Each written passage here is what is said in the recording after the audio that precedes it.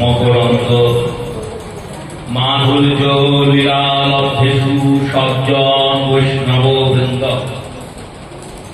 শ্রদ্ধেয়া মাতৃমণ্ডলীর চরণে প্রণাম পূর্বক গদ্যকাল শ্রীহরি কথা শ্রী গোবিন্দের কথা শ্রী গোবিন্দের প্রকাশ্য রূপ শ্রী গোবিন্দের দ্বিতীয় স্বরূপ কলি কলেশ নাশকারী অপার সংসার পারগারী ব্যাস রচিত সুখমুখ উদ্গারিত ভাগবত অমৃত রসাস্বাদনের যে অনুকম্পন সুযোগ আমরা পেয়েছি তার চতুর্দশ দিবসের কথা সূচনা করছি। পূর্বদিন শ্রীমদ্ ভাগবতের দশম স্কন্ধের নবম অধ্যায় তার প্রথম অংশের আস্বাদন আমরা করেছি। ভগবান বালমুকুন্দ তিনি মা যশোদার স্তনপান করছিলেন। মা যশোদা দূরে দুধ উতলে উঠছে দেখে গোপালকে কোল থেকে নামিয়ে দুধ নামাতে গিয়েছেন। আর এতঃপরে ভগবানের অভিমান সিঞ্চন হয়েছে। তিনি চিন্তা করেছেন, মনে মনে ভেবেছেন, অনন্ত কোটি জগতের সমস্ত জীব আমাকে পাওয়ার জন্য কত কি না করছে। কেউ ধ্যান করছে, কেউ যজ্ঞ করছে, কেউ ব্রত করছে, কেউ উচ্চ সাধন করছে, কেউ কত কত বছর ধরে শুধু নাম করে যাচ্ছে। এইরকম প্রয়াস সত্ত্বেও আমি তাদের একটা ঝলক দর্শন দিচ্ছি না। আর স্বয়ং আমি অনন্ত কোটি ব্রহ্মাণ্ডের এক অদ্বিতীয় নায়ক মায়ের কোলে বসে দুধ পান করছিলাম। তিনি কিনা সামান্য দুধের জন্য আমাকে কোল থেকে নামিয়ে চলে গেলেন। ভোগারতিতে একটি অলঙ্কার যোগ করা হয়। বলা হয়, দেখো গোবিন্দ বড় আদরের জিনিস, ইনি আদরে আদরে থাকেন, এনাকে অনাদর করো না। কেন না? অনাদর করলে একে আর পাবে না। আমরা তো দিন রাত অনাদর করে চলছি। ভগবান করুণা সিন্ধু, তাই আমরা সেই অনাদর সত্ত্বেও গোবিন্দ আমাদের কৃপা করছেন। কিন্তু যিনি ভগবানের অন্তরঙ্গ হয়ে গেছেন, সেই অন্তরঙ্গ ভক্তের উচিত সবসময় ভগবানকে আদর করা, ভগবানের আনুগত্যতা গ্রহণ করে চলার নামই ভক্তি। আমরা তো সাধনাই শিখলাম না। সিদ্ধগণ সবসময় ভগবানকে আদর করে রাখে। শ্রীনাথজি, যিনি মাধবেন্দ্র পুরীপাল দ্বারা প্রকটিত গোপাল, তিনি সাক্ষাৎ দর্শন দিচ্ছেন গোস্বামীগঞ্জে। বল্লভাচার্য দর্শন করেছেন, শ্রীনাথজি কথা বলেছেন। তার পুত্র ভেঙ্কটাচার্য তিনিও কথা বলেছেন, শ্রীনাথজির সঙ্গে কথা হয়েছে। যেমন সাধারণ সামান্য মানুষের কথা হয়, তেমনি এই গোস্বামীগণ ভগবানের সঙ্গে কথা বলেছেন। এরপরেও এই পরম্পরা রক্ষিত ছিল। ভগবান পূজকদের সঙ্গে কথা বলতেন, পূজকদের সঙ্গে ভগবান কত লীলা করেছেন। একদিন শ্রীনাথজির মন্দিরে ভোরবেলায় মঙ্গলারতিতে এক গোস্বামী গিয়েছেন মঙ্গলারতি করতে। মঙ্গলারতি করতে যখন গিয়েছেন, দেখছেন শ্রীনাথজি একবারে কুঁকড়ে বসে আছে। শ্রীনাথজিকে বললেন, কি হয়েছে ঠাকুর, তুমি এরকম কুঁকড়ে বসে আছো কেন? বললেন, সারা রাত আমার খুব শীত লেগেছে। শ্রীনাথজিকে বলছেন, সারা রাত শীত লেগেছে? হ্যাঁ। তুমি কালকে রাত্রে ঢাকা দিয়ে যাওনি? ফলস্বরূপ আমি রাতে খুব শীতে কেটেছি। গোবিন্দ বলছেন, আর পুরোহিত শুনছেন। পুরোহিতই বলছে, কালকে যখন আমি শয়নারতি দিচ্ছিলাম তখন তো অতটা ঠান্ডা ছিল না, তখন গরম ছিল। তাই আমি চিন্তা করেছি এখন যদি তোমাকে ঢাকা দিয়ে দিই তাহলে তোমার তো গরম লাগবে, তাই ঢাকাটা ভাঁজ করে তোমার চরণের কাছে রেখেই দিয়েছি।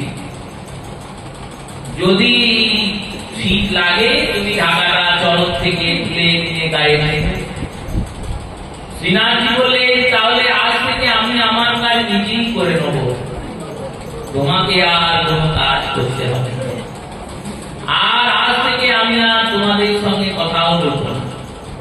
সেই থেকে সাক্ষাৎ দর্শন হয়ে যাবে ভগবানের এইরকম লীলা, এইরকম অভিমানী গোবিন্দ। এই অভিমানটা সিঞ্চন কখন হয়? বললো যেখানে প্রেম থাকে সেখানে অভিমান। ভগবান যখন কাউকে ভালোবাসেন তখন 16 আনাকে ভালোবাসেন। ফলস্বরূপ মা যশোদার এই অবজ্ঞাতে ভগবানের মধ্যে অভিমান, অভিমান হয়েছে বলেই তো তিনি উগ্রফলে উঠে বসেছেন। অভিমান হয়েছে বলেই ভাবছেন এই দুধের সমস্ত বংশ আমি বাড়ি থেকে শেষ করব, এক ফোঁটা দুধ আর রাখবো না। এই দুধটা উঠছিল বলে তো আমাকে কোল থেকে নামিয়ে দিল। দধিবান্ড বঞ্চন করেছে শিলা দ্বারা, একটা নোড়া নিয়ে ঘুরে বেড়েছে দইয়ের চালাতে, হাঁড়িতে দইয়ের ভাণ্ড বঞ্চন হয়ে গেছে। এবার দধিবান্ড বঞ্চন করার পর গোবিন্দ ভাবছে শুধু এটাকে ভাঙলে হবে না, বাকি কটাকেও ভাঙতে হবে। একটা লাঠি নিয়ে এসেছে, আর লাঠি নিয়ে আসছেন কিভাবে? বললো এই কোন রকমের লাঠিটাকে টানতে টানতে আসবে, কারণ 3 বছরের বালক, আর লাঠিটা তো বেশ বড় ভারী। সেই ভারী লাঠিকে আর গোবিন্দ টানতে পারে? কোন রকমে টানতে টানতে এসেছেন। শিকের উপর সব একটা একটা করে মাখনের হাঁড়ি ঝুলছে, সেই হাঁড়িগুলোকে একটা একটা করে ধাম ধাম করে ফাটাচ্ছে। আর যেই ফাটাচ্ছে অমনি ভেতরে তো দুধ আছে, দই আছে। হাঁড়ির ভিতরে তো আর শুকনো বস্তু নাই যে পড়বে আর শুকনো বস্তু গায়ে লাগবে। দুধ আর দইগুলো পড়ছে কোথায়? বললো যে তলায় দাঁড়িয়ে আছে তার উপরেই পড়বে, কারণ দুধের তো আর চোখ নাই যে দেখে পড়বে। অনেকে বলে নারকেলের নাকি চোখ হয়, তাই নারকেল কারো মাথায় পড়ে না। দুধের তো চোখ টোক নাই। যেই হাঁড়ি ফাটাচ্ছে অমনি দুধটা গোবিন্দের গায়ে পড়ছে, গোবিন্দের মুখে পড়ছে, গলায় পড়ছে, বুকে পড়ছে। দধির হাঁড়ি ফাটাচ্ছে, দধিগুলো দইগুলো গোবিন্দের অঙ্গে পড়ছে, নবনীগুলো পড়ছে, আর গোটা বাড়ি দুধে ভেসে যায়। এই করতে করতে একটা মাখনের তাল নিয়েছে, না তাল নিয়ে উঠোনে যেদিকে জল বের হয়, সেই জল বের হওয়া নালিটাতে মাখনটা ছুঁড়ে বেড়েছে। মাখনের তালে উঠোনের ওই নালিটা বন্ধ হয়ে গেছে। এবার দুধের যে হাঁড়িগুলো ছিল সেগুলোকে উঠোনে ঠেলে ঠেলে ফেলে দিচ্ছে। আর যেই করছে তখন চারিদিকে দুধের সাগরের মতো হয়ে গেছে। সেখানেই লাভ দিচ্ছে, দুধেই চান করছেন, দুধেই খাচ্ছেন। এই করতে করতে গাছের দিকে নজর করেছে। গাছের উপর কটা বাঁদর বসেছিল। এই বাঁদরগুলোর মধ্যে হনুমানজিও আছে। হনুমানজি তো ভগবানের নিত্য পরিকর, তাই প্রকট লীলায় না যেতে পারলে প্রত্যক্ষ ভাবে না যেতে পারলে তিনি পরোক্ষ ভাবে সেখানে অবস্থান করেন। শ্রীরাম অবতারে প্রত্যক্ষ রূপে হনুমানজি সেবা করেছেন, কৃষ্ণ অবতারে প্রত্যক্ষ রূপে সেবা নাই, পরোক্ষ রূপে সেবা। মহাভারতের যুদ্ধে অর্জুনের রথের বাজের উপর বসে আছেন পরোক্ষ ভাবে কপিধ্বজ রথ। আর বৃন্দাবনেও গোবিন্দের সেবা করতে হনুমানজি গিয়েছেন। 2 জায়গায় হনুমানজির উপস্থিতি। এক তো এই দাম বন্ধন লীলায়, আপনি বৃন্দাবনে গোবর্ধন পরিক্রমা করেন পদব্রজে পায়ে, তাহলে দেখবে গোবর্ধনের একবারে শেষ অংশে যেখান থেকে আপনি পরিক্রমাকে দ্বিতীয় দিকে ঘোরাবেন, সেই স্থানে একটি মন্দির আছে। মন্দিরটির নাম পুঁচরি কলৌঠা। পুঁচরি কলৌঠাতে যিনি বসে আছেন তিনি স্বয়ং হনুমানজি, ভগবানের বন্ধু। ভগবানের বন্ধু হয়ে তিনি বসে আছেন ওইখানে। এই দুই স্থানে হনুমানজি আছেন। এছাড়া হনুমানজি তো সব জায়গায় আছেন। রাধাকুণ্ডে হনুমানজির একটা মন্দির আছে।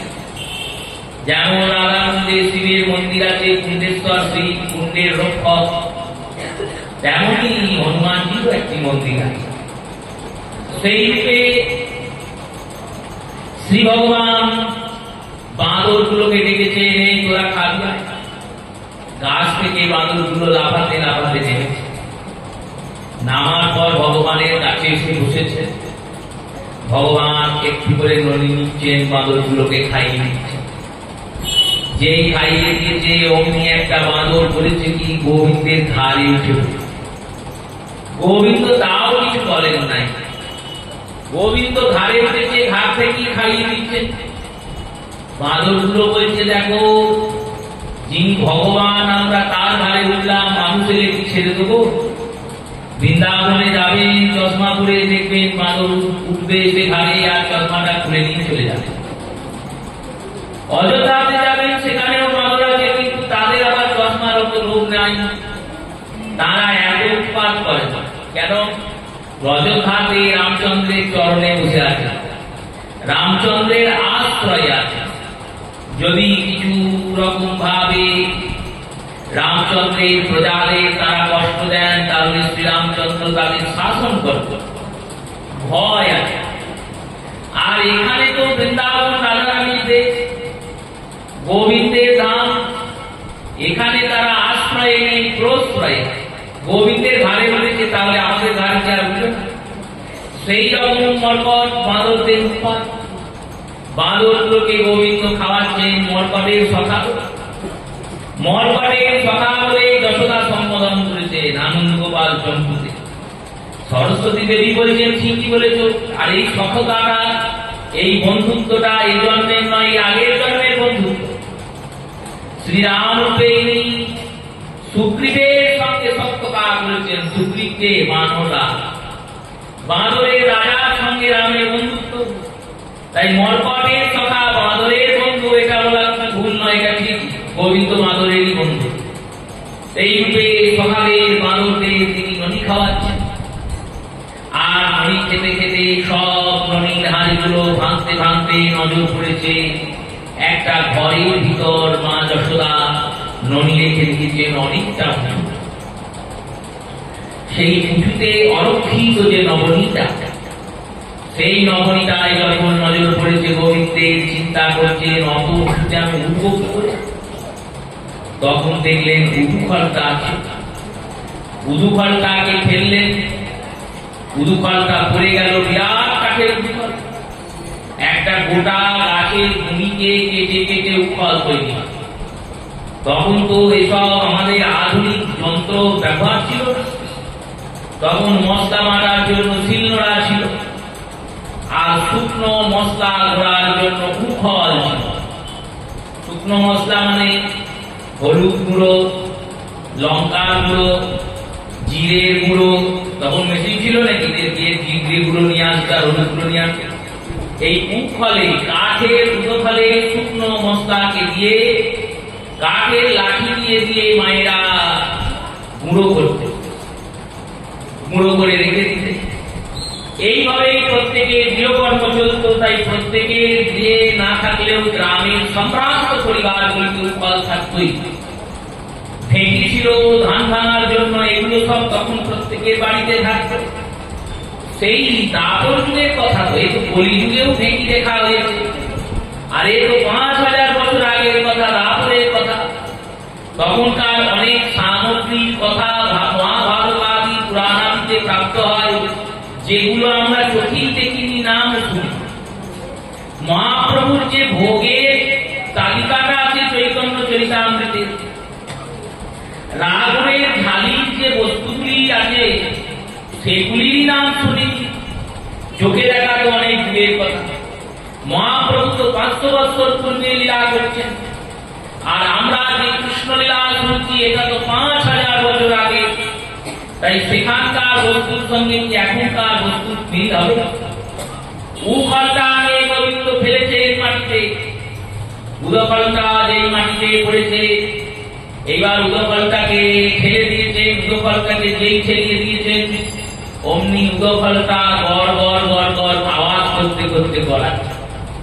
গাড়ি কত যাচ্ছে, কারণ দুটো দিকই তো চক্রাকার উদফলে, চক্রাকার উদফলটা গড়াতে যাচ্ছে, আর কাকের অত বড় চক্রাকার উদফল যখন যাচ্ছে তখন গড় গড় আওয়াজ হচ্ছে। ভগবান আনন্দ পাচ্ছেন, আবার একটু ছেড়ে দিচ্ছেন, আবার উদফলটা গড় গড় করে যাচ্ছে। কখনো আবার উঁচু যেখানে গড়ান আছে বাড়িতে, যে জায়গাটা উঁচু জায়গা, সেখানে তো আর উদফলটা ঠেললে যাচ্ছে না।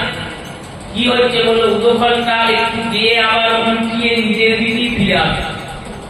যখন নিজের দিকে ফিরে আসছে তখন গোবিন্দ ছুটতে ছুটতে পালাচ্ছে, এই উদফলটা এসে আমার গায়ে লাগছে। এই সব লীলা ভগবান এইরকম করে ওই উদফলটাকে গড়াতে গড়াতে নিয়ে গিয়েছেন সেই ঘরে, আর সেই ঘরে গিয়ে উদফলটাকে আবার দাঁড় করিয়েছেন। দাঁড় করানোর পর একটি বানরের ধারে পা দিয়ে উফলের উপর উঠেছেন। উফলের উপর এবার ওই হাঁড়িটাকে পাড়ার চেষ্টা করেছেন, দেখছে কোনোভাবেই হাঁড়িটা অব্দি হাত পৌঁছাচ্ছে। যিনি মহাভূত তার আবার হাত পৌঁছায় না। বললেন না না, তিনি তো ওই ঐশ্বরিক লীলার বিস্তার এখানে করছেন না, তিনি ভুলেই গিয়েছেন যে আমি ভগবান। এটাই তো প্রেমের বৈচিত্র্যতা। প্রেম ভগবানকে ভগবান তত্ত্বটাই ভুলিয়ে দেয়। ভগবান নিজেই ভুলে গেছেন আমি ভগবান, তিনি ওই খেলাতে মেতে গেছেন। ভক্তদের আনন্দ বিনোদনের খেলায় বিনোদ পেতেছেন। তাই নিজের সত্তাটাকে ভুলে গিয়ে চেষ্টা করছেন। ছোট ছেলেরা যেমন লাভ দিয়ে দিয়ে চেষ্টা করে উঁচু জিনিসকে ধরার, তেমনি ওই ছিকে থাকা হাঁড়িটাকে বারবার ধরার প্রচেষ্টা করছেন গোবিন্দ, কিন্তু ধরতে পারছেন না। যখন ধরতে পারছেন না তখন ভাবছে কি করা যায়। কোমরে হাত দিয়েছেন, কোমরে বাঁশিটা গুটাচ্ছে, বাঁশিটাকে বের করেছেন, আর বাঁশিটাকে বের করে তলা দিয়ে হাঁড়িটাকে ছিদ্র করেছে। যে জোরে মাটিতে মেরেছেন অমনি হাঁড়িটা ফুটো হয়ে গেছে। যেই না ফুটো হয়েছে অমনি টপ টপ টপ করে এক ফোঁটা করে গোরস দুগ্ধ ননীল সার বস্তু, সেই গোরস রূপী দুগ্ধ পড়ছে। আর ভগবান ওই রসটাকে পান করবেন বলে হাঁ করে দুধের তলায় দাঁড়িয়ে মুখে মুখে গিয়ে খাইছে। কোন ফোঁটা গোবিন্দের মুখে পড়ছে, কোন ফোঁটা আবার গালে পড়ছে, কোন ফোঁটা গলায় পড়ছে। কিছুক্ষণ পর গলাতে ওই দুগ্ধ ফোঁটা পড়তে পড়তে দুধের ফোঁটার একটা মালা হয়েছে। দেখে মনে হচ্ছে যেন মুক্তোর মালাকেও পরিয়ে দিয়েছে ভগবান। এইরকম আনন্দ লীলা ভগবান করছেন। এইবার মহাজনগণ বলছেন, দেখো আমাদের শুনতে ভালো লাগছে, মনোরঞ্জন হচ্ছে, আনন্দ কৌতুক হচ্ছে ভগবানের এই সমস্ত বাল্যলীলা শ্রবণে, কিন্তু ভুললে হবে না এটা গল্প শুনছি না, লীলা শুনছি। গল্পের মধ্যে যেটা বলা হচ্ছে সেইটাই বর্ণনার জন্য গল্প। গল্প থেকে দু একবার শিক্ষা পাওয়া যায়, তার বেশি শিক্ষা গল্পে নাই। কিন্তু লীলা কি না তত্ত্ব প্রদায় লীলা, তত্ত্বের প্রদান যিনি করেন তিনি লীলা। তত্ত্ব কি? তত্ত্ব তত্ত্ব তত্ত্ব এখন দেখবেন ইউটিউবে ভিডিওটা যাতে বেশি ভাইরাল হয় সেই জন্য প্রথমেই যে স্টিকারটা দেওয়া হয়, নামটা দেওয়া হয়, সেখানে লিখে দেয় তত্ত্ব সম্রাট। এমন তত্ত্ব পরিবেশন করলে কোথাও শুনতে পাবেন না। এই ধরনের বিভিন্ন দেওয়া হয়, বিজ্ঞপ্তি দেওয়া হতেই পারে, খবরের এটা নিয়ম। সাংবাদিকরাও খবরের কাগজে যখন খবর তৈরি করেন তখন বিজ্ঞপ্তিটা এমন দান করেন যাতে মানুষ আগ্রহ সহকারে ওটা পড়ে, নাহলে তো আগ্রহ থাকবে না। এই তত্ত্ব দান করছেন অনেক, কীর্তনের মধ্যে তত্ত্বের দান হচ্ছে, কিন্তু তত্ত্ব বস্তুটা কি খায় না খায়। কেউ কেউ বলছেন তত্ত্ব মানে হচ্ছে বাড়িতে ঝাঁটা কোন দিকে থাকবে, বাড়িতে জুতোটা কোথায় ছাড়বে, তুলসী মন্দির কোথায় হবে, কোন দিন তেল মাখা যাবে, কোন দিন তেল মাখা যাবে না, কোন তিথিতে কোন সবজি খাওয়া যাবে, কোন সবজি খাওয়া যাবে না, এগুলি তত্ত্ব নয়। তাহলে এগুলি কি? এগুলি হলো নিয়ম, শাস্ত্রীয় বিধি ও নিষেধ। বিধি মানে করণীয়, নিষেধ মানে অকরণীয়। শাস্ত্র যেগুলোকে বলেছেন এগুলি করা যাবে সেগুলির নাম বিধি, আর যেগুলিকে বলেছেন এগুলি করা যাবে না সেগুলি হলো নিষেধ। তত্ত্ব কাকে? তত্ত্ব শব্দের মধ্যে ত আছে, ব আছে, আবার তয়ে তয়ে আছে। তত্ত্ব শব্দের অর্থ তিনি, তিনি শব্দের অর্থ পরমাত্মা, আর ত্ব শব্দের অর্থ ত্রায়তে প্রাপ্ত জ্ঞানম। পরমাত্মার জ্ঞানবোধ, যে বস্তু, যে ব্যাখ্যা, যে টিকা, যে টিপ্পণী, যে অন্তর্নিহিত অর্থ শ্রবণ করে আমাদের হবে পরমাত্মার বোধ, তার নাম হচ্ছে তত্ত্ব। ভগবত বোধ করার জন্য যে ব্যাখ্যা তার নাম তত্ত্ব। ভগবান ছাড়া বাকি কিছুর জন্য যেটা প্রদর্শিত হচ্ছে তার নাম তত্ত্ব নয়। এখানে লীলার তত্ত্ব নিয়ন্ত্রণ করছেন শ্রীধর গোস্বামীপাদ, সনাতন গোস্বামীপাদ। বলছেন মন্দির ভবনে যে দধি দুগ্ধ ঘৃত ঘোলগুলি ছিল তারা তো সামান্য কেউ নয়, তারা বৃন্দাবনের দধি দুগ্ধ ঘৃত ঘোল। তারা প্রাকৃত নয়, অপ্রাকৃত, কারণ বৃন্দাবন ভূমিটাই অপ্রাকৃত। সেখানে শুধু চেতনা চেতনা আছে তা নয়, জড়ের চেতনা। চেতনা চেতন মানে সজীব বস্তুর মধ্যেই চেতনা চেতনা নয়, সেখানে যে জড় বস্তু আছে তাদেরও চেতনা আছে। কড়াইয়ে লাগা দুধ উঠলে উঠছে, তাকে নিয়ে প্রশ্ন করছেন, তিনি উত্তর দিচ্ছেন। তেমনি এই দধি দুগ্ধ ঘৃত ঘোল, এদের মনে একটা আক্ষেপ ছিল। কি আক্ষেপ? না আমরা ভগবানের ধামে এসেছি, আমরা ভগবানের গৃহে এসে অবস্থান করছি, কিন্তু আমরা কৃষ্ণ সেবায় আসতে পারলাম না। ভগবান সেই আক্ষেপকে নিবারণ করে দিলেন। আজকে বাড়ির যত দুগ্ধ, দধি, ঘৃত ঘোল এর হাঁড়িগুলো ছিল সব তিনি ফাটিয়ে দিলেন আর সবাইকে একাকার করে দিলেন। এইটাই সিদ্ধান্ত, ভগবানের ভক্তদের প্রাপ্তির সিদ্ধান্ত। এক ব্যক্তি বিরাট একটা আম গাছ আছে, আর আম গাছে প্রচুর আম হয়েছে। তিনি মালিককে বলেছেন সব আমগুলো পেরে নিয়ে চলে এসো। মালিক বলছে সব তো পাকে নাই, কিছু কাঁচা আছে, কিছু পাকা আছে, কিছু কাঁচা পাকা আছে, অর্ধেক পেকেছে অর্ধেক পাকেনি। পাকেনি সেই আমগুলো এনে কি করবো? বললো নিয়ে চলে এসো, না হলে সবাই পেরে খেয়ে নেবে, ঢিল মেরে পেরে নেবে, ঝড়ে পড়ে যাবে, চিন্তা হবে। এইসব করার দরকার নাই, যত আমগুলো আছে সব পেরে নিয়ে চলে এসো। সমস্ত আম পেরে নিয়ে আসা হয়েছে। এক জায়গায় পাকা আমগুলো রাখা হয়েছে, এক জায়গায় কাঁচা আম রাখা হয়েছে, এক জায়গায় কাঁচা পাকা আমগুলোকে রাখা হয়েছে। মালিক প্রথমে পাকা আমগুলো সেবন করবে। যতদিনে কাঁচা আমগুলো পেকে যাবে, কাঁচা পাকা আমগুলো পেকে যাবে, যখন পেকে যাবে তখন তাদের সেবন করবে। বাড়িতে পৌঁছে যে মানে মালিকের সেবায় লাগবে, তেমনি যারা ভগবত ভজন করছেন তারা সবাই একদিন কৃষ্ণ চরণ পাবেনি। এই বিশ্বাসটাকে স্থাপন করার জন্য গোবিন্দ এই লীলা করছেন। বললেন, তুমি বৃন্দাবনে পৌঁছিয়েছ, ধামে পৌঁছিয়েছ, তুমি সাধু সঙ্গেও করেছ, সাধু হাতটা ধরেছ। হাতটা ধরেছ মানে এ জন্মে না হলেও কোনো জন্মে, কোনো জন্মে না হলেও কোনো জন্মে গিয়ে তুমি গোবিন্দ চরণ পাবেই, এ বিষয়ে কোনো সন্দেহ। এটাই নিয়ম। কৃষ্ণ কথাতে তুমি এসেছ মানে কথা তোমাকে ঠিক ভগবানের চরণে নিয়ে যাবে।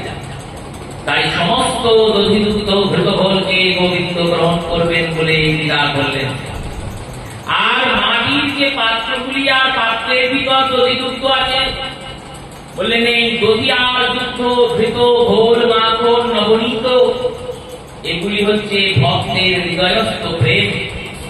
আর মাটির যে পাত্রগুলি এগুলি হলো ভক্তের দেহ। এই ভক্তের দেহর ভিতরেই তো প্রেমটা জমা থাকছে। এই প্রেমটা জমা করাই ভক্তের কাজ। দেখুন, মহাপ্রভু শিক্ষা দিচ্ছেন। দক্ষিণ ভারতে মহাপ্রভু গিয়েছেন, রামানুজাচার্য সম্প্রদায়ের আচার্য বর্গরা জিজ্ঞাসা করলেন প্রভুকে, প্রভু শ্রীমদ ভাগবতে প্রহ্লাদজি নবধা ভক্তির উপদেশ করেছেন। শ্রবণম কীর্তনম শ্রীবিষ্ণু স্মরণম অর্চনম বন্দনম পাদ সেবনম দাস্য সখ্য নিবেদনম। এই নবধা ভক্তির কি 9টাই যাচনা করতে হবে? যদি 9টা যাচনা করতে যায় তাহলে তো মানুষের পক্ষে তা খুব কঠিন। কারণ শ্রবণ করা সোজা, গিয়ে বসতে শুনলেই হলো। এত সোজা যদি হয় তাহলে সবাই শুনতে আসে না কেন? বললো এটাতেও মানুষের কঠিন হয়ে যায়, অনেকে শুনতে আসে না, ভাবে সময় পাবো কি করে। কীর্তন করা আর সোজা, বসে বসে নিজে ভগবানের নাম করে যাও, মুখ দিয়েছেন ভগবান, সারাদিন তো বক বক বক করে কত কথাই বলি। কিন্তু যদি কাউকে বলা হয় যে হ্যাঁ গো একটু মহামন্ত্র করো তো, ভগবানের নাম করো, তাহলে আর মুখ দিয়ে কিছু আর আওয়াজ করে। কেউ লজ্জায় বেরোয় না, কেউ ভাবেন নাম করলে আমরা ব্যাকডেটেড হয়ে যাবো, কত রকমের চিন্তা চলে আসে। কত এর গান ওর গান শিখে মানুষ হারমোনিয়াম বাজিয়ে গান করে, কিন্তু তাদের যদি বলা হয় একটু নাম করো, তখন আর কেউ এগিয়ে আসে। ওই গান করে লাভ কি হবে জানি না, তবে নাম করলে অবশ্যই তুমি ভগবানের কৃপা পাবে। কারণ তার নাম কৃপাময়। সেই কৃপাময় নাম তোমায় কৃপা করে গোবিন্দ চরণে নিয়ে যাবে। কীর্তন অঙ্গ কঠিন, শ্রবণ অঙ্গ তো আর কঠিন। মনকে কৃষ্ণের চিন্তায় লিপ্ত করা সব থেকে কঠিন। পাদ সেবনম, ভগবানের সেবা করা, অর্চনম পূজা করা, বন্দনম স্তুতি করা, দাস্য দাস রূপে নিজেকে চিন্তা করা, সখ্য ভগবানকে নিজের সখা রূপে চিন্তা করা, আত্মনিবেদনম সর্বস্ব গোবিন্দকে দিয়ে দেওয়া। এই সব কঠিন অঙ্গ প্রভু 9টা ভক্তির অঙ্গ কি সবাই যাচনা করতে পারবে? মহাপ্রভু বললেন, কেউ সাধে এক, কেউ সাধে বহু অঙ্গ, নিষ্ঠা করি সাধিলে জাগে প্রেমের তরঙ্গ। কেউ একটা অঙ্গ সাধনা করবে, আবার কেউ 2, কেউ 3, কেউ 4, কেউ 5টা, আবার কারোর সামর্থ্য হলে 9টাই সাধনা করবে। কেউ সাধে এক, কেউ সাধে বহু অঙ্গ, নিষ্ঠা করি সাধিলে জাগে প্রেমের তরঙ্গ। নিষ্ঠা করে সাধনা করলে প্রেমের তরঙ্গ জাগে। এই রূপে বললেন প্রভু বুঝলাম, কিন্তু এই 9টার মধ্যে শ্রেষ্ঠ ভক্তিকে প্রভু দেখলেন এ তো ভারী সমস্যার বিষয়। কারণ শ্রেষ্ঠ যাকে বলবো অন্যরা শ্রেষ্ঠের থেকে নিম্নে চলে যাবে। 9 জনার মধ্যে ফার্স্ট যাকে বলবো, বাকিরা তো আর ফার্স্ট হতে পারবে না, ফার্স্ট তো একজনই হবে। এখন না হয় আমাদের নতুন নতুন যুগ, কলিযুগ, এই যুগে ফার্স্ট ও 5খানা হলো। মাধ্যমিকের রেজাল্ট বেরোচ্ছে, প্রথম কটা বল 5খানা প্রথম। কি করে হয় কেউ জানে না। এইভাবে যদি মেধার বিস্তার হয়, সেই মেধাতে গড় মেধা উৎপন্ন হয়। গড় মেধা মানে হলো সবাই একরকম, কারণ বিস্তার করার ক্ষমতা নাই। সবাই যদি 100-র মধ্যে 95 পায়, তাহলে সবার বুদ্ধি তো এক, তবে তো 95 পেয়েছে। সেই রূপে কি করে শ্রেষ্ঠ প্রমাণ করি? প্রভু অতি সুকৌশলে বলছেন। মহাপ্রভু বলছে, ভজন মধ্যে শ্রেষ্ঠ হয় নববিধা ভক্তি, কৃষ্ণ প্রেম কৃষ্ণ দিতে ধরে মহাশক্তি, তার মধ্যে শ্রেষ্ঠ যেন নাম সংকীর্তন, নিরপরাধে নাম লও পাবে কৃষ্ণ প্রেম ধন। সুকৌশলে বললেন কেন? দেখো, প্রথম কথা বললেন ভজনের মধ্যে শ্রেষ্ঠ হয় নববিধা ভক্তি। ভজনের মধ্যে শ্রেষ্ঠ মানে শ্রী রূপ গোস্বামী পাদ একটি গ্রন্থ রচনা করেছেন, তার নাম ভক্তি রসামৃত সিন্ধু। এই ভক্তি রসামৃত সিন্ধু গ্রন্থে তিনি ভজনের অঙ্গ আর প্রত্যঙ্গের ব্যাখ্যা করেছেন। এই অঙ্গ প্রত্যঙ্গের ব্যাখ্যায় তিনি বলেছেন 64 প্রকারের ভজন আছে, একটা দুটো নয়। ভগবানকে যে আমরা প্রণাম করছি এটাও ভজন, ভগবানের মন্দিরের উদ্দেশ্যে যে আমরা যাচ্ছি এটাও এক প্রকারের ভজন, ভগবানের কোন বিজয় যাত্রা বেরিয়েছে, আমি গাত্রোত্থান করলাম, গা তুলে দাঁড়ালাম, এটাও ভজন, ভগবানের শ্রী বিগ্রহের পরিক্রমা দিচ্ছি, এটাও ভজন, তুলসীকে সেবন করছি, এটাও ভজন। এই 64টা ভজনাঙ্গের মধ্যেই এই কার্তিক ব্রত আছে। কার্তিক ব্রত এই 64টা ভজনের মধ্যে আছে। একাদশী ব্রত ধারণ 64 প্রকার ভজনের মধ্যে আছে। মহাপ্রভু বললেন এই 64টার মধ্যে শ্রেষ্ঠ হচ্ছে নববিধা ভক্তি। শ্রেষ্ঠ কেন না সার আছে, সবাই করতে পারবে নববিধা ভক্তি। আর এই নববিধা ভক্তি সামান্য নয়, এই 9 জনই কৃষ্ণ প্রেমও দিতে পারে, আবার কৃষ্ণকেও দিতে পারে। দুটো আলাদা আলাদা উচ্চারণ করেছেন, কৃষ্ণ প্রেম কৃষ্ণ দিতে ধরে মহাশক্তি। কৃষ্ণ প্রেমও পেতে পারো, কৃষ্ণকেও। যেমন অজামিল নামাভাসে কৃষ্ণকে পেতে, আর ঠাকুর হরিদাস নাম করে কৃষ্ণ প্রেম পেতে। প্রেম আর নাম, প্রেমকে পাই আমার লাভ কি হবে? আমার তো গোবিন্দকে নিয়ে দরকার, প্রেম নিয়ে কি করবো? কৃষ্ণকে নিয়ে দরকার, কৃষ্ণ প্রেম নিয়ে হবে কি? দেখো,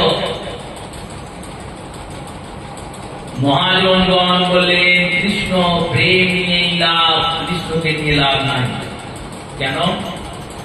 প্রেম থাকলে গোবিন্দ আসবে, গোবিন্দ থাকবে, আর প্রেম না থাকলে গোবিন্দ আসবেন ঠিক, কিন্তু থাকবেন না, চলে যাবে। তাহলে থাকতে গেলে প্রেম দরকার। কৃষ্ণ কৃষ্ণ প্রেম কৃষ্ণ দিতে ধরে মহাশক্তি। 9 ভক্তি একা দান করতে সক্ষম। এবার নবদার মধ্যে শ্রেষ্ঠকে, তার মধ্যে শ্রেষ্ঠ যেন নাম সংকীর্তন। নাম সংকীর্তন মানে নাম কীর্তন নয়, সমবেত কীর্তনম ইতি সংকীর্তনম। ভগবানের কীর্তন অঙ্গ বহু বচনে প্রয়োগ হলে সংকীর্তন হয়ে যায়। সবাই মিলে যদি তোমরা গোবিন্দের নাম করতে পারো, সবাই মিলে গোবিন্দের নাম ধরে ডাকতে পারো, সেটাই জানবে শ্রেষ্ঠ ভজন অঙ্গ। কেন? দেখো, একজন অনেক দূরে দাঁড়িয়ে আছে, পাহাড়ের উপর দাঁড়িয়ে আছে একজন, আর নিচেতে একদল লোক দাঁড়িয়ে আছে। এইবার সেই ব্যক্তির নাম ধরে একজন খুব ডাকছে, তার আওয়াজ পৌঁছাচ্ছে। একদল লোক চিন্তা করলো, যদি আমরা সবাই মিলে তার নাম ধরে ডাকি, সবাই মিলে নাম ধরে ডাকলে সবার আওয়াজটা জোর হয়ে যাবে, আর সবার আওয়াজটা জোর আদর হয়েছিলে তখন সে শুনতে পাবে। তেমনি মহাপ্রভু বললেন সবাই মিলে পা তুলে বলবে হরে কৃষ্ণ কৃষ্ণ কৃষ্ণ হরে হরে, হরে রাম রাম রাম হরে হরে। এই যখন বলবে তখন ভগবান অবশ্যই শুনতে পাবে। কারণ সবার গোটা বিশ্ববাসী যদি বিশ্বনাথ গোবিন্দকে ডাকে, গোটা বিশ্ববাসীর আওয়াজ কি আর ভগবান অব্দি না পৌঁছানো হবে? তাই মহাপ্রভু বলছেন তার মধ্যে শ্রেষ্ঠ যেন নাম সংকীর্তন, নিরপরাধ নাম লও, পাবে কৃষ্ণ প্রেম ধন। অপরাধ শূন্য হয়ে নিরপরাধ, অপরাধ যুক্ত হয়ে নয়, নিরপরাধ। নিরপরাধ মানে অপরাধ ছাড়া যদি তুমি ভগবানের নাম গ্রহণ করো তাহলে অবশ্যই কৃষ্ণ প্রেমধন পাবে। দেখুন এখানেও আবার চতুরতা করছেন, বলছেন নিরপরাধ, অপরাধ যুক্ত হয়ে নাম নিলে কিন্তু নাম ফলভূত হবে না। কেন হবে না? নামের তাহলে দোষ আছে? বলল নামের কোনো দোষ নাই, দোষ আমার। কেমন দোষ? ডাক্তার বাবুর কাছে আমি গিয়েছি, আমার ডায়াবেটিস হয়েছে, মধুমেহ রোগ, সুগার হয়েছে। যারা ওইদিকে আসছেন তারা এইদিকে এসে বসুন, না হলে লোকজন বেশি হচ্ছে, লোক আসবে না। যারা কাউন্টার আছেন একটুখানি দেখুন। ডায়াবেটিস হয়েছে, মধুমেহ রোগ। এই মধুমেহ রোগ হওয়ার জন্য ডাক্তারের কাছে গিয়েছি, ডাক্তার বাবুকে দেখিয়েছি। এইবার ডাক্তার বাবুকে দেখানোর পর ডাক্তার বাবু ওষুধ দিয়েছেন, ওষুধ দিয়ে বলে দিয়েছেন এই রোগের নিয়ম, ওষুধগুলো খেতে হবে আর চিনিটা একটু কম খেতে। তাই তো বলে নাকি না চিনি বেশি খেতে বলে? চিনি কম খেতে।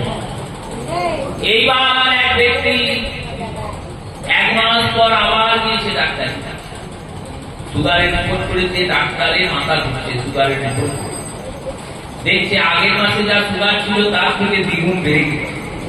ডাক্তার ভাবছে আমি এতদিন চিকিৎসা করছি, এত আমার অভিজ্ঞতা, এই ওষুধে সবার রোগ সারে, এর বেটার রোগ সারছে না কেন? আপনি ওষুধটা টাইমে টাইমে খান? বললে হ্যাঁ টাইমে টাইমে খাই। আর কি খান? বললো আগে ডাক্তার বাবু 2টো করে রসগোল্লা খেতাম প্রতিদিন, সুগার যতদিন না হয়েছে।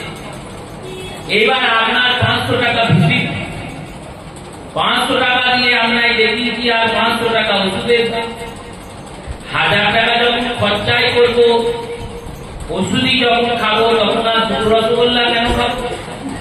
তাই এখন ওষুধ খাওয়ার পর থেকে, যেদিন থেকে ওষুধ খাচ্ছি সেদিন থেকে আমি 4টে করে রসগোল্লা খাবো। ডাক্তার ওষুধটা প্রেসক্রিপশনটাকে ভাঁজ করে দিলেন আর ভাঁজ করে বললেন আপনার রোগ আমি কেন স্বয়ং ভগবান সাহায্য। কেন? বললেন আপনি রোগের ঔষধ তো খাচ্ছেন কিন্তু ঔষধের সঙ্গে বিধি নিষেধটা মানছেন।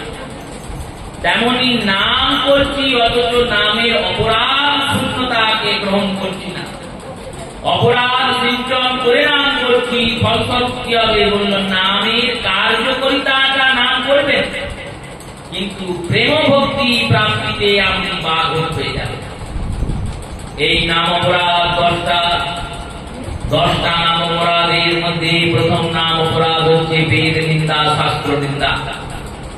বেদ শাস্ত্রের নিন্দা করলে নাম অপরাধ হয়। ভগবানের নাম গ্রহণ করলে বেদ আর শাস্ত্রের নিন্দা করা যায় না, কারণ বেদ আর শাস্ত্র ভগবান স্বরূপ। তুমি বেদ শাস্ত্রের উপর বিশ্বাস করছো না বলেই তো নিন্দা করছো। ভগবানের শ্রীবিগ্রহকে তুমি খুব পুজো করছো, অথচ ভগবানের অন্যান্য বিগ্রহগুলি যেমন নাম, যেমন ভাগবত, এদেরকে তুমি অবজ্ঞা করছো, তাহলে পক্ষান্তরে নাম অপরাধ হচ্ছে। বেদ শাস্ত্রের নিন্দা করছো মানে ভগবানেরই নিন্দা করছো। এবার ভগবানকে খুব পুজো করছো, নাম করছো, আর বেদ শাস্ত্রের নিন্দা করছো, ভগবানের অপরাধ হচ্ছে। এর ফলস্বরূপ তুমি নাম অপরাধে বললে নাম ফলীভূত হবে না, নাম কাজ করবে না, জপ হয়ে যাবে কিন্তু প্রেম তুমি পাবে না। দ্বিতীয় নাম অপরাধ হচ্ছে সাধু নিন্দা। এই নিন্দা থেকে সবসময় বাঁচতে হবে। সাধু তিনি যাই করছেন তিনি বুঝবেন, গোবিন্দ বুঝবেন। আমরা কেন আমাদের জিহ্বা দিয়ে তার নিন্দা করব? এই জিহ্বা দিয়ে যত আপনি সাধুদের বন্দনা করবেন, স্তুতি করবেন, তত আপনাদের পাপ বিমোচন হবে। আর যত আপনি সাধুদের নিন্দা করবেন তত পাপ বেশি বেশি করে বাড়বে। এবার কোনটা করবেন সেটা আপনারা বুঝুন। চাঁপাল গোপাল মহাপ্রভু চরণে গিয়ে পড়েছেন, বৈষ্ণব অপরাধের অপরাধী মহাপ্রভু বলেন আমার চরণে পড়ো না, কারণ আমার অপরাধী করণী। তুমি যদি আমায় কিছু বলতে আমি ছেড়ে দিতাম। তুমি শ্রীবাসকে অপরাধ করেছো, শ্রীবাসকে গিয়ে বন্দনা করো। চাঁপাল গোপাল ভাবছে শ্রীবাসের বন্দনা করবো, শ্রীবাস তো নবদ্বীপে নেই। এই চাঁপাল গোপাল উদ্ধার কোথায় হয়েছে? চাঁপাল গোপাল উদ্ধার, এই চাঁপাল গোপাল উদ্ধার হয়েছে কুলের পাটে। 9 দিন পরিক্রমাতে এই কুলের পাট দর্শন হয়, দেবানন্দ পণ্ডিতের শ্রীবাস। সেখানে তো চাঁপাল গোপাল উদ্ধার হয়েছে। এবার মহাপ্রভু সন্ন্যাস নিয়ে অদ্বৈত ভবন যাওয়ার পথে ওখানে বসেছে, বিশ্রাম করছেন। সেই সময় চাঁপাল গোপাল গিয়ে পৌঁছিয়েছে মহাপ্রভুর চরণে। ওই কুলের পাটে গঙ্গা পার হলেই গদাধরের মন্দির চাঁপাল, আর কুলের পাড়ে গঙ্গা পার হয়ে চাঁপাহাটি, চাঁপাহাটি থেকে আরেকটু এগোলে এই অম্বিকা কাল্লা, গৌরীদাসের শ্রীপাঠ, আর অম্বিকা কাল্লার উল্টো দিকে শান্তিপুর অদ্বৈতের শ্রীপাঠ, সবগুলো কাছাকাছি জায়গা। সেই কুলের পাটে শ্রীবাস পণ্ডিত তো নেই। চাঁপাল গোপাল চিন্তা করছেন আমি শ্রীবাসের বন্দনা করবো, শ্রীবাস নবদ্বীপ ছেড়ে চলে গেছে।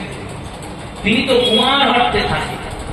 কুমারহট্ট হচ্ছে হালি শহরের কাছে, কাঁচরাপাড়ার পূর্ব নাম কুমারহট্ট। এই কুমারহট্টে থাকেন, সেখানে আমাদের যেতে হবে। একে গোটা অঙ্গে পুষ্ট, নড়তে পারি না, গা থেকে পোকা ঝরে ঝরে পড়ে। এইরকম পুষ্টের জ্বালায় জড়ি, তারপরে আবার অদূর যাব, উপায় কিছু আছে।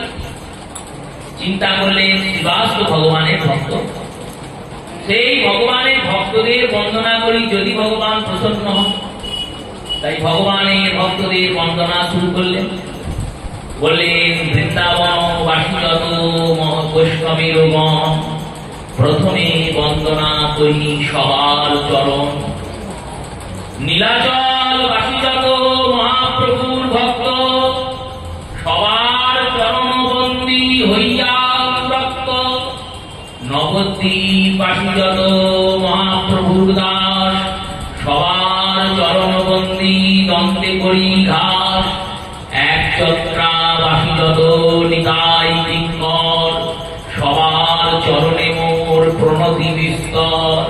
হইয়াছেন হবেন প্রভুর যত দাস, সবার চরণ বন্দী দন্তে করি ঘাস। যে দেশে বৈশে শ্রী গৌরাঙ্গের বন, ঊর্ধ্ববাহু করিবন্দী সবার চরণ। সবাইকে বন্দনা করে দিলেন। সেখানে ভবিষ্যৎ কালবাচক শব্দ দিলেন, বললেন হইয়াছেন আর হবেন। যতজন মহাপ্রভুর ভক্ত আছেন তাদের তো বন্দনা করছেন, যারা পরবর্তীকালে আবার ভক্ত হবেন তাদের আগে থেকে বন্দনা করে রাখলেন। হইয়াছেন আর হবেন প্রভুর যত দাস, সবার চরণবন্দী দন্তে করি ঘাস। ভক্তের যখন বন্দনা করলেন তখন ভগবান তুষ্ট হয়ে গেলেন। তখন চাঁপাল গোপালকে গৌর সুন্দর উদ্ধার করলেন, আর নাম দান করলেন দেবকী নন্দন। এই দেবকী নন্দন রূপী তিনি পদকর্তা হয়ে পরিচিত হলেন। জগৎ আর চাঁপাল গোপাল বলে তাকে ডাকে না, দেবকী নন্দন দাস বলে ডাকে। দেবকী নন্দন বলেও ডাকে না, কেন বললো? দেবকী নন্দন বললে তো গোবিন্দকে বোঝায়। দেবকী নন্দনের দাস, ভগবান কৃষ্ণের দাস দেবকী নন্দন দাস। এই বন্দনার মন্দিরে গিয়ে বলেছেন দেবকী নন্দন দাস। এই ভনিতাতে তো তাই বলা হচ্ছে, ব্রহ্মাণ্ড তারিতে শক্তি, ঘরে জনে জনে দেবীর পুরাণ গুণ গায়ে দেবা শুনে। ব্রহ্মাণ্ড ধারণ করতে যারা শক্তি ধরে, এক একজন ভক্ত এক একটা ব্রহ্মাণ্ড উদ্ধার করতে পারে। তাই সাধু নিন্দা, বেদ নিন্দা এগুলি নাম অপরাধ। নামের সঙ্গে অন্যান্য সাধনার তুলনা করা নাম অপরাধ। হরি আর হরের মধ্যে ভেদ করা নাম অপরাধ। এইরকম 10টা নাম অপরাধ আছে।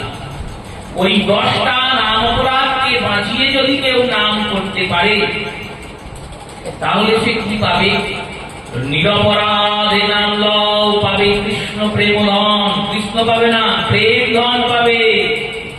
কৃষ্ণকে তো দরকার, প্রেম ধন কি দরকার বলে দেখো, তুমি যদি বাড়িতে অধিক ধন সম্পদ সঞ্চয় করো, তোমার যদি অধিক সম্পদ বাড়ির মধ্যে সঞ্চিত হয়, তাহলে সবাইকে তোমায় ডাকতে হবে, দেখাতে হবে যে আমার বাড়িতে এত সম্পদ।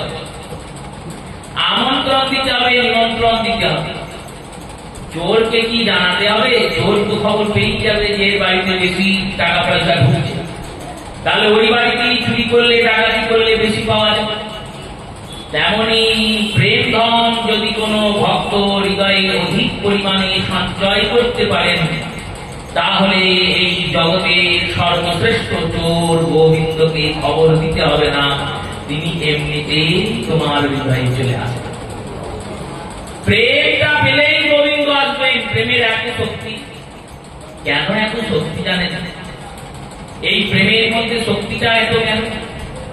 বললে প্রেমটাই মুক্তিমন্ত হয়ে রাধা রানী হয়েছেন, তাই রাধা রানীকে পেলেই কৃষ্ণ প্রেম পাওয়া হয়ে গেল, আর কৃষ্ণ প্রেম পেলেই কৃষ্ণকে পাওয়া হয়ে গেল। নিরপরাধে নাম লও পাবে কৃষ্ণ প্রেম। সেই মাধবরূপী প্রেমগুলি ছিল ভগবানের ভক্তের মেদিনী স্বরূপদের মধ্যে। ভগবান তা গ্রহণ করলেন। গ্রহণ করার পর ওই হাঁড়িগুলোকে ভেঙে দিলেন। কেন? বললেন যেটা কৃষ্ণ সেবায় প্রযুক্ত হয়ে যায় সেটা আর বিষয়ের সেবায় লাগতে পারে না। যাকে গোবিন্দ গ্রহণ করেছেন তাকে আর মায়া বর্ষ করতে পারবে না, তাই হাঁড়িগুলো ভেঙে দিলেন। এই সমস্ত উৎপাদ হাঁড়িগুলো ভেঙে ভেঙে কাজকর্ম করেছেন। আর এইসব করছেন। মা যশোদা দুধ নামাতে গিয়েছিলেন, ফিরে এলেন। এবার যেই না ফিরে এলেন, ফিরে এসে দেখছেন বাড়ি তো আর চেনাই যাচ্ছে। যেদিকে তাকান শুধু দুধ আর দই আর ঘি আর ঘোল। হাঁটতে যাচ্ছেন, পিছল কাটছেন, কারণ দুধ পড়ে থাকলে, দই পড়ে থাকলে, ঘি পড়ে থাকলে আর একসঙ্গে মেঘে চিটে যদি গোটা বাড়িময় হয়ে থাকে, সেই বাড়িতে হাঁটাটা কিরকম কষ্টের। আর রাজপ্রাসাদ রূপী বাড়ি, সেই বাড়িতে ভগবানের কৃপাতে মা যশোদা পিছল কেটে কেটে পড়ছেন, হাত দিয়ে দেয়াল ধরছে। ভাবছেন এইরকম অবস্থা কি করবে? ঝড় এসেছিল। মহাজনগণ বলছেন ঝড়কে তো তুমি জন্ম দিয়েছ, সেই তুমি যে ঝড়কে জন্ম দিয়েছ সেই এসেছে। এবার আস্তে আস্তে ঘুরছেন, দেখছেন শীতগুলোতে দড়িগুলো ঝুলছে, হাঁড়িগুলো নেই। কোন কোন জায়গায় কানাটা লেগে আছে, বাকিগুলো সব মাটিতে। এই করতে করতে মা যশোদা ধীরে ধীরে দেখছেন গোপালের পায়ের ছাপ। পায়ের ছাপগুলো সব সাদা রঙের। কেন বললো? দুধ লেগা পায়ের ছাপ, দুধের উপরে পা দিয়েছে গোবিন্দ দিয়েছে। এবার ওই গোবিন্দের চরণচিহ্ন অনুসরণ করে মা যশোদা ছুটছে। এটাই শিক্ষা। ভগবানের চরণ চিহ্ন অনুসরণ করেই ভগবানকে খুঁজতে হয়, ভগবানকে পেতে হয়। গোপীরাও রাসে এটাই দেখা। সেই চরণের চিহ্ন খুঁজতে খুঁজতে মা যশোদা পৌঁছেছেন যে ঘরে উদফলের উপর দাঁড়িয়ে গোপাল নিভঞ্জন করছে। গিয়ে দেখছেন গোটা ঘর বাঁদরে ভর্তি। কোন বাঁদর ননি খাচ্ছে, কোন বাঁদর উদুখালির কাছে দাঁড়িয়ে ভগবানের সেই অপরূপ বাল্য স্বরূপটা দর্শন করে মোহিত হচ্ছে। কোন বাঁদর গোবিন্দের চরণের কাছে বসে আছে আর ভাবছে, প্রভু তুমি কত দয়াময়। আমরা তো পশু, আমাদেরকে লোকেরা দেখলে লাঠি নিয়ে তাড়া করে, আর তুমি গাছ থেকে ডেকে ডেকে এনে আমাদের ননি খাওয়া। তোমার এত এই চিন্তা করছেন। কোন করেছেন। গোবিন্দ এইভাবে ননি সেবন করছেন, মা গিয়ে দেখছেন গোটা ঘর মাদুর। এবার মা যেই প্রবেশ করেছে, বাঁদরগুলো অমনি দাঁত মুখ খিঁচিয়ে মায়ের কাছে ফিরে। কেন? বলে এই বাঁদরগুলি ভগবানের দাস্য রসের ভক্ত। এনারা ভগবানকে প্রভু চিন্তন করেন আর নিজেদেরকে দাস চিন্তন করেন। আর মা যশোদা বাৎসল্য রসের ভক্তা, ভক্তা নয়, বাৎসল্য রসও গুরু। বাৎসল্য রসের সর্বশ্রেষ্ঠ আচার্য হচ্ছেন মা যশোদা। সেই দাসের উপরে ভাব হচ্ছে সক্ষ, তারপরে বাৎসল্য। সেই বাৎসল্য যখন প্রবেশ করবে তখন কি আর দাসদের থাকার অধিকার আছে? বাঁদরেরা ভাবছে আমরা প্রভুর সঙ্গে ছিলাম, তুমি যদি না আসতে আর কিছুক্ষণ সঙ্গ পেতাম, কিন্তু তুমি চলে এলে আর আমাদের থাকা হবে। তাই ক্রোধ হয়েছে।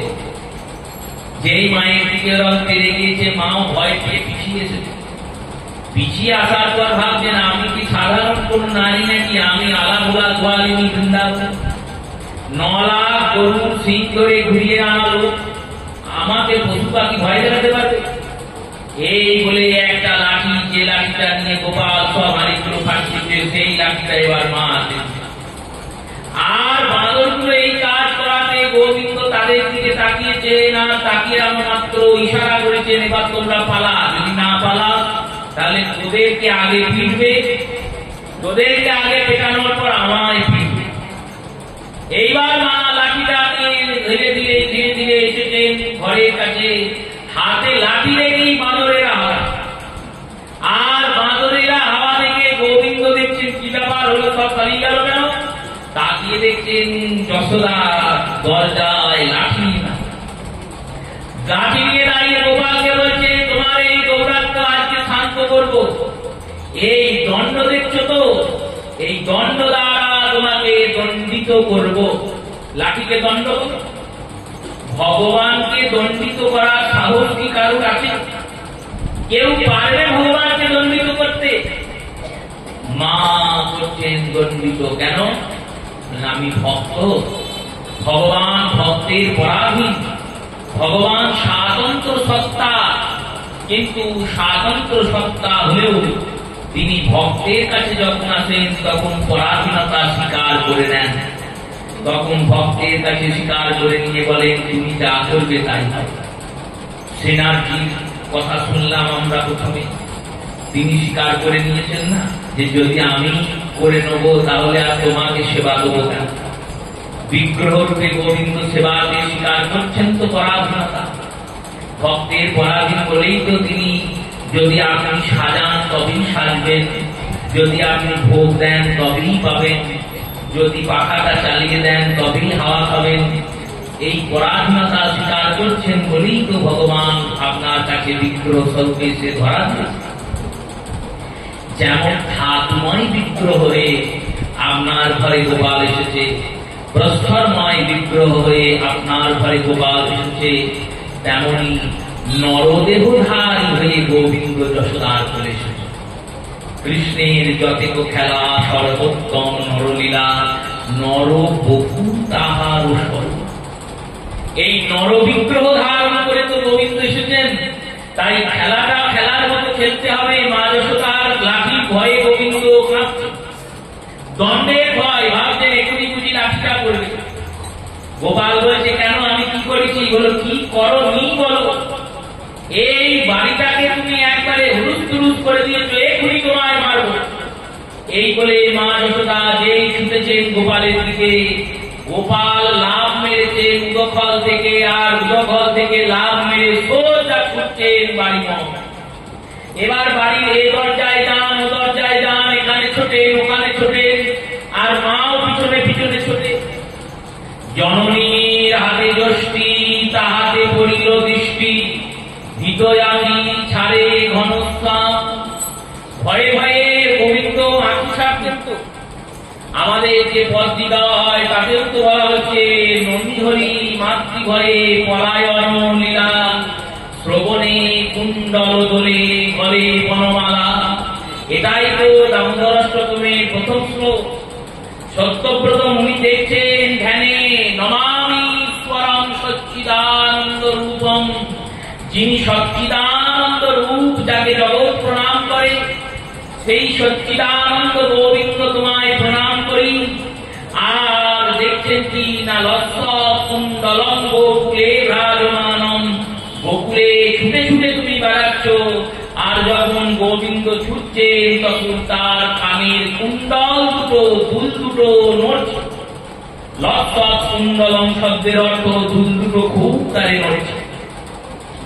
কেন নড়ছে, কেন ছুটছে না, যশোদা বিয়োদু ফলদধবামনম পরমেষ্টং মদম তদ নৃত্য গোপ্যা, গোপীর লাঠির ভয়ে ছুটছে যে কৃষ্ণ, যে কৃষ্ণকে যশোদা উদখালে বাঁধলেন, সেই সচ্চিদানন্দ গোবিন্দকে আমরা প্রণাম করি। এটা দামোদর অষ্টকমের প্রথম শ্লোকের অর্থ। সেই রূপে মা যশোদা ছুটছেন, গোবিন্দ ছুটছেন। ছুটতে ছুটতে গোবিন্দ ভেবেছেন মায়ের হাত থেকে বাঁচার একটাই জায়গা। কি জায়গা বলল? হয় দাদু ঠাকুমার কাছে যেতে হবে। ছেলেগুলো দেখবেন জানে, ছোট ছেলেরা তারা জানে যখন মা বাবা বেশি বকে তখন দাদু ঠাকুমা থাকলে আমাকে বাঁচাবে, কারণ দাদু ঠাকুমা খুব ভালোবাসত। আর যদি দাদু ঠাকুমা না বাঁচায় তাহলে বাবার কাছে গেলে বাবা বাঁচাবে, নন্দ বাবা বাঁচাবে। এইবার চিন্তা করছেন, সকাল হয়ে গেছে, নন্দ বাবা তো এখন কাছারি বাড়িতে থাকছেন, মানে অফিসে। কাছারি বাড়িতে নন্দ বাবা খাতা সারেন, নায়কদের সঙ্গে কথা বলেন সকালে, তারপর গোষ্ঠারণে গোষ্ঠচারণে চলে যান পল্ল সেবা গ্রহণ করে। তাহলে দাদু বাবা সব কাছারি বাড়িতে এখন থাকবে, সকালে ওখানে থাকার সময়। তাই গোপাল ছুটতে ছুটতে যাচ্ছে কাছারি বাড়ি। আর গোপাল যখন কাছারি বাড়িতে ছুটছে, যশোদা হাসছে, ভাবছে তুমি চলো, গিয়ে কোনো লাভ নাই, কারণ আজ নন্দও নাই, নন্দের বাবাও নাই, বাড়ি তো ভাঙা, কেউ তো নাই, সবাই তো গিয়েছে ভাই ফোড়া করতে। মা যশোদা সেই জন্যই তো দধি মন্থন করতে বসেছেন। গোপাল তো সেটা জানে না, গোপাল ভাবছে আমি ওখানে গেলে বেঁচে যাবে। ছুটতে ছুটতে কাছারি বাড়ি গিয়েছেন, দেখছেন সব ঘরগুলোই তালা দেওয়া। কোন ঘরে লোকাবো, কোথায় যাবো? এদিকে গোপাল যেমন ছুটছে, মাও ছুটছে। ছুটতে ছুটতে চলছেন। সুখদেব গোস্বামী পাদ বলছেন, গোপালের সঙ্গে কি আর মা তাল মেলাতে পারে? যিনি জগতে সবাইকে ছোটাচ্ছেন, একই ঈশ্বর কৃষ্ণ, আর সবই ভৃত্য। যারে হইছে নাচায়, সে হইছে করে নৃত্য। সেই নৃত্যকারী গোবিন্দ, তাকে কি আর আমরা ধরতে পারি? জীবাত্মা যতই তাকে ধরার প্রচেষ্টা করুক, পরমাত্মাকে কোনোদিনই ধরা যাবে না। পরমাত্মাকে কোনোদিনই আপনি পৌঁছাতে পারেন না। তাহলে পৌঁছাতে যদি না পারি, তাহলে ভজন করছি কেন? এই সমস্ত বিষয়ে জিজ্ঞাসা আমরা এই বিলাতি। মা যশোদা চেষ্টা করছেন ছোটা পৌঁছানো, ধরা গোবিন্দকে, কিন্তু গোবিন্দকে ধরতে পারছে। ধীরে ধীরে ধীরে ধীরে যখন ক্লান্ত হয়ে গেছে মা, পরিশ্রান্ত হয়ে গেছে, সমগ্র অঙ্গ ঘর্মাসক্ত হয়ে গেছে, তখন হাত লেগে গিয়েছে, মা বসে পড়েছে। হাত থেকে লাঠিটা ফেলে দিয়েছে। ফেলে দিয়ে যখন বসে পড়েছেন, তখন গোবিন্দ ঘুরে তাকিয়ে দেখছেন মায়ের গোটা শরীর থেমে গেছে, পরিশ্রান্ত হয়ে গেছে। এই পরিশ্রান্ত হয়েছেন, ভাবলেন আমার জন্য মা ক্লান্ত হয়ে গেছে। ভগবান করুণা সিন্ধু গোবিন্দের হৃদয়ে করুণা জাগল। তিনি ধীরে ধীরে এসে মায়ের কাছে দাঁড়ালেন। মায়ের কাছে দাঁড়িয়ে বলছেন, ও মা, যা হয়ে গিয়েছে আর করবো না। এই যে কাছে এসেছে, মা যশোদা শুনতে পেয়েছে গোপালের কথা, অমনি সবার আগে গোপালের একটা হাত ধরেছে, যাতে আর পালিয়ে যেতে না পারে।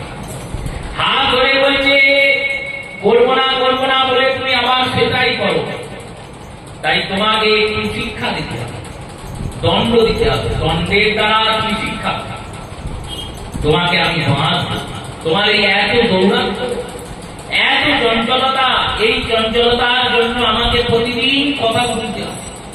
গোপীরা এসে বলে যায় আমার ঘরে মাখন দিয়েছে, ও বলে যায় আমার ঘরে মণি ভেঙে দিয়েছে, হাড়ি ভেঙে দিয়েছে। এই থেকে তোমাকে আমাকে শান্ত করো। লোকে বলবে কি যে মায়ের শিক্ষা নাই, তাই তো ছেলে এরকম করে বেড়ায়।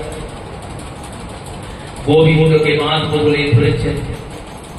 গোবিন্দকে যখন বাঁধবো বলে ধরেছেন, গোবিন্দ মায়ের কাছে অনুনয় বিনয় করছেন, বলছেন ছেড়ে দাও, আর আমি করবো না, কোনদিন করবো না, বিশ্বাস করো। মা বললেন তুমি আবার করবে, তাই আজ তোমার ছাড় নাই, বা তোমাকে আর বাঁধতেই হবে। দাসীরা ছুটতে ছুটতে চলে এসছে, তারাও তো গোপালকে ভালোবাসে। তারা এসে বলছে মা গোপালকে বেঁধো না, গোপালের কষ্ট হবে, এই আজকে আমি কারোর কথাই শুনবো না, ওকে বাঁধবো বলেছি, বাঁধবই। কার সঙ্গে বাঁধি? চিন্তা করছেন থামের সঙ্গে যদি বাঁধি, তাহলে থামের সঙ্গে বাঁধলে গোপাল তো নড়াচড়া করতে পারবে না, থামের সঙ্গে বাঁধলে গোপালের কষ্ট হবে, তাহলে কার সঙ্গে বাঁধা যায়? উদফলটা চোখের সামনে ছিল, সেটা চোখে পড়েছে। ওই উদফলের উপরে উঠে তুমি এই সব কাণ্ড করেছো, তোমাকে উদফলের সঙ্গে বাঁধ। এবার উদফলের সঙ্গে গোপালকে পিঠ মোড়া করেছেন, গোপাল কেঁদেই যাচ্ছে, চোখ থেকে এক ফোঁটা করে জল পড়ছে। মহাজন বলছেন যেমন আকাশ থেকে এক বিন্দু করে যদি বায়ু উৎপন্ন হয়, তেমনি ভগবানের ওই সুন্দর বদন কমলে নেত্র কমল থেকে এক বিন্দু করে মুক্ত অশ্রু রূপে ধরে ধরে পড়ছে। দেখে মনে হচ্ছে যেন পদ্মের মধ্যে থেকে একটা করে মুক্ত নিষ্কাশন, এইরকম অপরূপ শোভা গোবিন্দ। সেই গোবিন্দ কাঁপছে, গোবিন্দের রেখাঙ্ক কণ্ঠ, তিনটে রেখাযুক্ত কণ্ঠ, সেই কণ্ঠটা ভয়ে কাঁপছে। ভাবছেন এবার আমাকে মা বাঁধবে, ভয় লাগছে গোবিন্দের, ভাবছেন এবার আমি পেটে বাঁধা পড়ে যাবো, কি হবে? এই বন্ধন তো আমি মুক্ত করাতে পারবো না, জগৎকে যিনি বন্ধন মুক্ত করান তিনি বন্ধিত হয়ে যাবে। মা যশোদা বাঁধবো বলে দড়ি খুঁজছেন, একটা গরু মাদা দড়িয়ে দিচ্ছেন, না বাঁধবে রেখে এটা নিয়ে মাদো। মা বলছেন আমার ছেলে কি গরু বাঁধবে নাকি, গরু মাদা দড়ি দিয়ে গায়ে লাগবে? ছেলের নবনীত অঙ্গ, ননীত কোমল শরীর, এই মোটা দড়ি দিয়ে যদি আমার ছেলেটাকে বাঁধি, তাহলে আমার ছেলেটা কত কষ্ট হবে। তাহলে কি দিয়ে বাঁধবেন, কি দিয়ে বাঁধবো করতে করতে মাথায় হাত দিয়েছেন, দেখেছেন মাথাতে চুলের ফিতে আছে। এই চুলের ফিতেকে দাম বলে, সেই চুলের ফিতে খুলেছেন। এই চুলের ফিতে দিয়ে বাঁধলে কাপড়ের টুকরো দিয়ে বাঁধলে গোপালের গায়ে লাগবে। দেখুন মা কি তাহলে সত্যি শাসন করছে? বললো না না, এটা কপট শাসন। মায়ের রাগ হয়নি, তিনি কপট রাগ করছেন কেন? যদি এরকম না করেন তাহলে সন্তান উচ্ছন্নে যাবে, উচ্ছৃঙ্খল হয়ে যাবে। তাই সন্তানকে শৃঙ্খলাবদ্ধ করার জন্য রাগটা দেখাচ্ছেন। সন্তান হবে খুব রাগ, কিন্তু রাগ নাই। রাগ যদি থাকে তাহলে সে কি অত চিন্তা করবে যে একে মানবো, ভালো চুলের ফিতে দিয়ে মানবো? রাগ যদি থাকে সে কি ওইসব চিন্তা করবে? রাগ থাকলে তো সে দমাদম প্রাকৃত জগৎ দেখাই তো, আমাদের রাগ হয়ে গেলে আমরা কি সন্তানদের ছেড়ে দিই? আমাদের হাতের সামনে যা পাই তাই বসি। ছাত্রকে মাস্টার মশাই ছেড়ে দেয়, রাগ হয়ে গেলে তখন মারব। কিন্তু মায়ের রাগটা কেমন বললো, কপট। ক্রোধের মধ্যেও চিন্তা করছেন কৃষ্ণের সুখ কিসে হয়, এটার নাম ভক্তি। এই লীলাটা শুনে আমরা নিজেদের সঙ্গে অনেক মিল খুঁজে পাই। কোন মিল খেলেও অমিল গুলো আগে দেখতে হয়, এই অমিল গুলোকে আগে লক্ষণ করতে হয়। তোমার পুত্রের সঙ্গে গোবিন্দকে এক করে ফেলো না, আর যশোদার সঙ্গে যেন নিজেকে এক করে ফেলো না। তুমি কখনো পুত্র সুখ চিন্তন করেছো? এই ক্রোধের সময় করনি কেন? তখন তো আমার ক্রোধ হয়ে গেছে, এবার তো আমি চিন্তা করবো সন্তানকে প্রহার করার দণ্ড দেওয়া। ভগবানের ভক্ত সবসময় ভগবানের সুখের চিন্তা। দামটা নিলে চুলের ফিতেটা নিয়ে উদোখালে জড়ালেন। জড়ানোর পরে যখন গিঁট বাঁধতে যাবেন, তখন গিঁট বাঁধতে গিয়ে 2 আঙুল ছোট করে গেল। যখন 2 আঙুল ছোট পড়লো, তখন যশোদা এক পা খুলে খুলে নিলেন, আঙুল ছোট করলে খুলে নিলে তার দই বড় হয়ে যাবে। বাঁধছেন কোথায়? শ্রী আচার্য স্বরূপ শ্রী সনাতন গোস্বামী বলছেন বাঁধছেন উদরে, উদর মানে পেটে। পেটে বাঁধছেন কেন বললো? পেটে বাঁধলে গোপালের হাত দুটো খোলা থাকবে, গোপাল নড়াচড়া করতে পারে।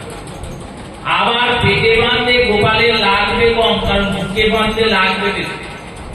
তাহলে কতদিন ভেবে চিনতে মা যশোদা কাজটা করছে।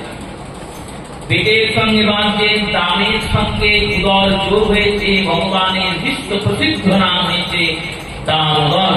বলিয়ে ভগবান দামোদর ভগবান কি। এই দামোদর নাম হয়েছে এই মাসে, কারণ এই মাসেরই লীলায়। আর এই দামোদরকে যেমন মা যশোদা বাঁধছে, তেমনি আমরা যদি ভগবানকে চেষ্টা করি তাহলে আমরাও বাঁধতে পারবো। কিন্তু আমরা বাঁধবো কি করে?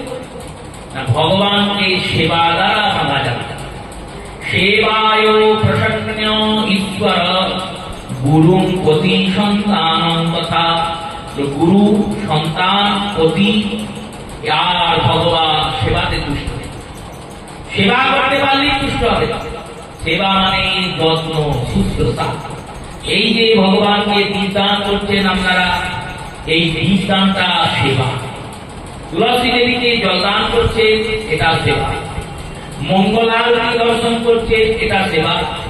নিয়ম করে এক মাস ব্যাপী হরিকথা শুনছেন, এটা সেবা। আর দামোদরকে কীর্তন করছেন, এটাও সেবা। এই সেবার উদ্দেশ্য কি? উদ্দেশ্য তিনি যাতে প্রসন্ন হন। প্রসন্ন হলে কি হবে? ভগবান যদি প্রসন্ন হয় আর কিছু পাওয়ার থাকে কি? আর কি কিছু চাওয়ার থাকে? সর্বেশ্বর গোবিন্দ যদি প্রসন্ন হয়ে যান আর কিছু চাওয়ার থাকে না, আর কিছু পাওয়ার থাকে না। তাই ভগবান ছাড় দিয়েছেন, বলেছেন 12 বর্ষের মধ্যে 11 মাস তুমি যা করবে করো। এই দামোদর মাসে যদি একটু কষ্ট করে এই নিয়ম কটা করতে পারো তাহলে এই গোবিন্দ প্রসন্ন হয়ে যাবে। তাই তো ভক্তরা দামোদর মাসে নিয়ম সেবা করেন। নিয়ম সেবা মানে নিয়মের সেবা নয়। নিয়ম সেবা মানে ভালো করে বুঝে নিন, ভালো করে আস্বাদন করুন। নিয়ম সেবা মানে নিয়মের সেবা নয়, যে নিয়মের সেবা মানে এটা করতেই হবে। যদি কোনোদিন ভেঙে গেল নিয়মটা, খুব মনে মনে কষ্ট পেলাম, আমার নিয়ম ভেঙে গেল, কি হবে? নিয়ম সেবা মানে নিয়মের সেবা নয়। নিয়ম সেবা মানে নিয়ম করে গোবিন্দের সেবা। নিয়ম করে গোবিন্দের সেবা মানে ভগবানের চিন্তা করা। দিনান্তে একবার হলেও কৃষ্ণ চিন্তন করা। সারাদিন সকালে ঘুম থেকে উঠে ভগবানের শুভ মঙ্গল দর্শন করে দিন শুরু করা। আবার রাত্রে ভগবানের চিন্তা করতে করতে নিবৃত্ত হওয়া, এটাই নিয়ম সেবা। সেই দামোদর রূপে ভগবানকে মানতে গিয়েছেন মা যশোদা, দুয়াঙ্গ ছোট হয়েছে। দাস দাসীদের বললেন তোরা এক কাজ কর, তোদের দামগুলো দে। ওদের দামগুলো নিয়েছেন, ওদের দামগুলোকে জোড়া লাগিয়েছেন। বিরাট একটা দড়ি হয়েছে, সেই দড়ি এবার ঘুরিয়েছেন। ঘুরিয়ে যখন গীত লাগাতে যাচ্ছেন, গীত লাগছে না, দুয়াঙ্গ ছোট হচ্ছে। মা বললেন আজকে যখন বাঁধবো, আমি বলেছি বাঁধবই। এই কাজ কিন্তু অন্য কোন অবতারে করতে কেউ পারেননি। এই কাজ কৌশল্যা মা রামচন্দ্রকে করতে পারেননি, আর করার প্রয়োজন হয়নি। কারণ রাম এত দুরন্ত নয়, রাম তো শান্ত। শান্তাকারম ভুজগ শয়নম পদ্মনাভম সুরেশম, সেই শান্তাকার রামচন্দ্র। কিন্তু গৌর সুন্দর তো শান্ত ছিলেন না। গৌর সুন্দরের মা সখী মাতা তিনি কাজ করেননি। এই কাজ একমাত্র মা যশোদা করছেন। এই কারণে যশোদা তিনি ভক্তদের মধ্যে সর্বশ্রেষ্ঠ। বাৎসল্য রসও গুরু, বাৎসল্য রসের মধ্যে শ্রেষ্ঠ গুরুই। তাই ইনি বলেছেন আজ আমি তোমায় বাঁধবই, জগতে প্রসিদ্ধ হবে ভক্ত ভগবানকে বেঁধে ফেলেছে। ভক্ত ভগবানকে বাঁধবে, কি দিয়ে বাঁধবে? দাম দিয়ে। বললেন না না, ওটা ভক্তের ভক্তি, ভক্তের হৃদয়স্থ যে প্রেম, সেই প্রেমডোরে গোবিন্দ বাধা করছেন। তাই তোমাদের যে ডোরগুলো আছে ওগুলোকে দাও। তাদের মাথা দামগুলি দিয়েছে, বিরাট দাম হয়েছে, তাতেও গোপাল মাথা পড়ছে না। মা বললেন এক কাজ করো, বৃন্দাবনে ঢেই দাও, যত মায়েরা আছে, যত মেয়েরা আছে, সবার তুলে ফিতে নিয়ে দাসদের পাঠিয়ে দিলে। সবাইকে গিয়ে বলছে গোবিন্দকে মা বাঁধবে, গোবিন্দকে বাঁধবে, সাহায্য করো। কি সাহায্য? তোমাদের দিলে যে ফিতে গুলা চলুন দাও। সবাই দিয়েছেন। এবার প্রচুর ফিতে হয়েছে, সব জোড়া লাগিয়েছেন। জোড়া লাগিয়ে এক বিরাট রজ্জু হয়েছে, বিরাট দড়ি হয়েছে। সেই দড়িকে যখন বাঁধতে গিয়েছেন তখনও 2 আঙুল ছোট। এই বারবার এরকম চলছে দেখে মা যশোদা শরণাগত হয়েছেন ভগবানের চরণে। কেন এরকম 2 আঙুল করে কম পড়ছে? ভগবান আর ভক্তের মধ্যে 2 আঙুলের ব্যবধান। ব্যবধান মানে দূরত্ব। 2 আঙুল শব্দে এখানে 20 পদ দূরত্ব, মানে 2 পায়ের দূরত্ব। 2 পায়ের দূরত্ব, 2 পায়ের দূরত্ব মানে 2 পায়ের দূরত্ব মানে গোবিন্দের দিক থেকে 1 পা গোবিন্দকে বাড়াতে হবে, আর ভক্ত 1 পা বাড়াবে। 2 জন যখন 2 পা বাড়াবে তখন মিলন হবে। ভক্তের দিক থেকে যে দূরত্ব, সেই দূরত্বের নাম সাধনা বা ভক্তি। ভক্তের যে চেষ্টা, সেই চেষ্টাটা যতক্ষণ না 16 আনা হবে ততক্ষণ কৃষ্ণ প্রাপ্তি কঠিন, কৃষ্ণকে প্রাপ্তি করা কঠিন। আর ভগবানের দিক থেকে যে 1 পা বাড়ানো, সেটা কি? ভগবানের দিক থেকে 1 পা বাড়ানো, সেটা হচ্ছে ভগবানের কৃপা। এই কৃপাটা কখন হবে? যখন ভক্ত শরণাগত হবে। অর্জুনকে গীতাতে ভগবান বলছেন, প্রমাণ দিচ্ছেন শ্লোকে। অর্জুনকে বলছেন সর্বধর্মান পরিত্যজ্য মামেকং শরণাং ব্রজ অহং ত্বা সর্ব পাপেভ্য মোক্ষামি মা সুচ। এবার শব্দার্থ চিন্তন করুন। সর্বধর্মান পরিত্যজ্য মানে সমস্ত ধর্মকে পরিত্যাগ করো। সমস্ত ধর্ম পরিত্যাগ করো মানে কি? বৈষ্ণব ধর্ম পরিত্যাগ করো। সমস্ত ধর্ম পরিত্যাগ করো মানে কি? হিন্দু ধর্ম পরিত্যাগ করো। সমস্ত ধর্ম পরিত্যাগ করো মানে কি? মনুষ্য ধর্ম পরিত্যাগ করো। না না, তা বলেন না। এখানে ধর্মের অর্থ আমরা বুঝতে পারছি না। ধর্ম শব্দের এখানে অর্থ হবে ডিউটি, মানে কর্তব্য। সব কর্তব্যকে ছেড়ে দিয়ে মানে ত্যাগ করে নয়। সব কর্তব্যকে ছেড়ে দিয়ে মানে ত্যাগ করেও নয়। সব কর্তব্য করার আগে তুমি গোবিন্দের শরণাগত। কেন? বলে গোবিন্দ শরণাগত না হয়ে যদি তুমি কর্তব্য পালন করো, সেখানে কর্তব্য পালনের যে পাপ হবে সেই পাপ তোমাকে নিতে হবে। আর গোবিন্দ শরণাগত হয়ে যদি তুমি কর্তব্য পালন করো, তাহলে সেই পাপ গোবিন্দ নিবে। দৃষ্টান্ত দিয়ে বুঝুন। কৃষক জমিতে বর্ষণ করবেন, চাষ শুরু করবেন। চাষ শুরু কি যে কোনোদিন করা যায়? করা যায় না। শাস্ত্রের নিয়ম ফলপ্রবাহের দিন থাকে। ফলপ্রবাহ মানে যেদিন জমিতে প্রথম নাঙ্গল পড়বে, সেই দিন বাস্তুদেবতা ও নারায়ণের পূজা করে তারপরে ফলপ্রবাহ করতে হয়। এবার আমাদের দেশে এই নিয়মগুলো উঠে যাচ্ছে, অনাচার শুরু হয়েছে, তাই উঠে যাচ্ছে। আর উঠে যাচ্ছে বলেই কৃষকের যে জমি, সেই জমিতে পাপন্ন উৎপন্ন হচ্ছে। সেই পাপন্ন এসে আমাদের পেটে ঢুকছে। আমাদের পেটে ঢুকছে বলে আমাদের ভজনের স্পৃহাটা কমে যাচ্ছে, একবারে সোজা। ফলপ্রবাহ কেন করা হয়? দিন উদ্ধারণ করে পূজা করে। কেন জমিতে নাঙল দেওয়া হয়?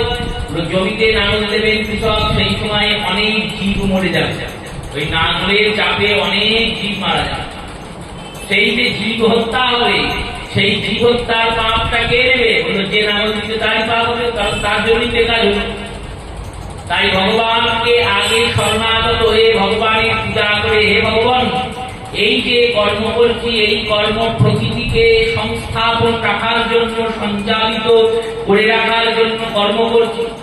আর এই যে অন্ন হবে, এই অন্নের প্রথমান্ন তোমার সেবায় দেবো, এই চিন্তন করে কৃষক যখন জমিতে অন্নের জন্য হলপ্রবাহ করবে, তখন যে জীবহত্যার পাপ হবে, সেই জীবহত্যার পাপ গোবিন্দ গ্রহণ করবে। তাই সর্বধর্মান পরিত্যজ্য মামেকং শরণাং ব্রজ মানে সব ছেড়ে দিয়ে, কর্তব্য ধর্ম ছেড়ে দিয়ে নয়, কর্তব্যের আগে আমার শরণাগতি। শরণাগতি নিলে কি হবে বলে, তুমি যদি পাপ করো, তুমি যুদ্ধটা করছো তুমি রাজ্য পাবে বলে, এটাকে ভুলে যাও। চিন্তা করো আমি যুদ্ধ করছি গোবিন্দের সেবা হবে বলে, এই গোবিন্দ আদেশ করেছে যুদ্ধ করতে হবে, এই চিন্তা করে যদি যুদ্ধ করো, আর খুনের পর পূর্ণ রক্ত গঙ্গাও যদি হয়ে যায়, তাতেও তোমার কোনো পাপ হবে না, সেই পাপ আমি সব নিয়ে নেব। এর নাম শরণাগত। শরণাগত কখনো নিজের ইচ্ছায় কর্ম করেন না। শরণাগত হলে তবে ভগবত কৃপা হবে। আগে শরণাগত হবে, মামেবং শরণাম ব্রজ, আগে আমার শরণাম ব্রজ। মামেব উচ্চারণ লিখুন, গীতাতে বলছেন মামেব মানে আমারই। এখানে হস্তইকার প্রয়োগ করা হয়েছে, বল দেওয়া হয়েছে, অন্য কারণ নয়, শুধু ভগবানের। কারণ তিনি ছাড়া পাপ গ্রহণের ক্ষমতা জগতে কারণ নেই। তাই শরণাগত হলে তবে ভগবান কৃপা করবেন। মা যশোদা যখন কিছুতেই মানতে পারছেন না, তখন ভগবানের চরণে শরণাগত হলেন, বললেন এই ছেলের পায়ে পড়ি, এইরকম ছেলে আর যেন কাউকে কেউ না দেয়, ভগবান যেন এই ছেলে আর কাউকে না দেয়। ভগবান বললেন ছলে হোক বলে হোক আমার শরণাগত তো হয়েছে। ভগবান বাধা পড়ে গেলেন। কোন রসাচার্যগণ বললেন যখন ব্রজে খবর পড়েছে সবাই চুলের ফিতে পাঠিয়েছে, সেখানে রাধারানীও তার চুলের ফিতেটা পাঠিয়েছে। আর রাধারানী চুলের ফিতেটা এসে যখন গোবিন্দের দামে যুক্ত হয়েছে, তখন রাধা কৃপার দ্বারা গোবিন্দ বন্দিত হয়েছে। এতক্ষণ দামের সঙ্গে উদর ছিলেন বলে তিনি দামোদর ছিলেন। রাধা দাম রূপে এসে এই লীলায় উপস্থিত হলেন বলে তিনি রাধা দামোদর হয়ে গেলেন। যখন জয়ধ্বনি হয় তখন কি শুধু দামোদরের জয়ধ্বনি হয়? জয় রাধা দামোদর কেন? রাধারানীর উপস্থিতি কই না, দাম রূপে রাধারানী এসে লীলায় অংশগ্রহণ করছেন। রাধারানী মস্তকের দাম, চুলের দাম, সেই রূপে গোবিন্দকে বাঁধা পড়েছেন মা যশোদা, বেঁধে ফেলেছে। আর বেঁধে বেঁধে দিয়ে মা যশোদা বললেন এবার তুমি বাবা থাকো, আমি চললাম।